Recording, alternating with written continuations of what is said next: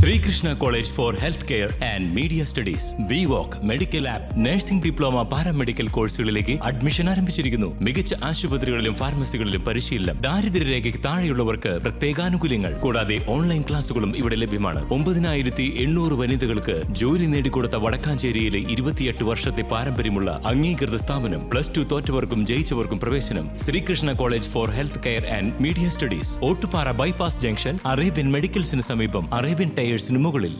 സംസ്ഥാനത്തിനകത്തും പുറത്തും നിരവധി മോഷണ കേസുകളിൽ പ്രതിയായ കുപ്രസിദ്ധ കുറ്റവാളിയെ ഷൊർണൂർ പോലീസ് അതിസാഹസികമായി പിടികൂടി. സംസ്ഥാനത്തിനകത്തും പുറത്തുമായി 30ലധികം കവർച്ചാ കേസുകളിൽ പ്രതിയായ കുപ്രസിദ്ധ മോഷ്ടാവ് തമിഴ്നാട് സ്വദേശി നടരാജനെ ഷൊർണൂർ പോലീസ് അതിസാഹസികമായി പിടികൂടി. ഇക്കഴിഞ്ഞ ഏപ്രിൽ 16-ന് ഷൊർണൂർ ഗുരുവായൂരപ്പൻ നഗറിൽ അടച്ചിട്ടിരുന്ന വീടിന്റെ പൂട്ട് തകർത്ത് പണവും സ്കൂട്ടറും കവർന്ന കേസിലാണ് കോയമ്പത്തൂർ മേട്ടുപാളയത്തു നിന്നും ഇയാൾ പിടിയിലാകുന്നത്.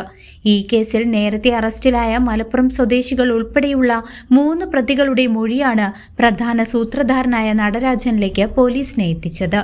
മൊബൈൽ ഫോൺ ഉപയോഗിക്കാതെ ബാംഗ്ലൂരുവിലേക്ക് കടന്നു കളയുന്നതാണ് ഇയാളുടെ പതിവ് രീതി. ഏതാനും ദിവസങ്ങൾക്ക് മുൻപ് കാസർഗോഡ് ബേക്കൽ ഭാഗത്തു നിന്നും 45 പവൻ സ്വർണവും 35,000 രൂപയും കവർന്നതായും പ്രതി സമ്മതിച്ചിട്ടുണ്ട്. പാലക്കാട്, തൃശൂർ, കണ്ണൂർ, വയനാട്, കോഴിക്കോട്, കാസർഗോഡ് ജില്ലകളിലും കർണാടക, തമിഴ്നാട് സംസ്ഥാനങ്ങളിലുമായി ഇയാൾക്കെതിരെ നിരവധി കേസുകൾ നിലവിലുണ്ട്.